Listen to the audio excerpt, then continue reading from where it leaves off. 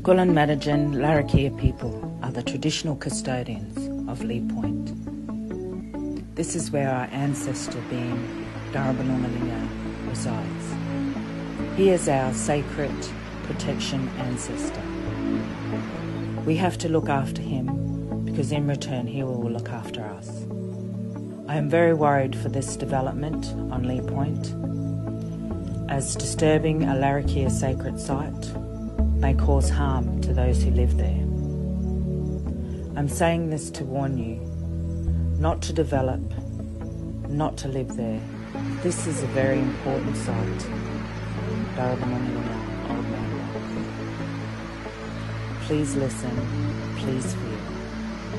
We cannot develop this area. It needs to be protected for the birds, the turtles, the plants, and for our souls and spirit.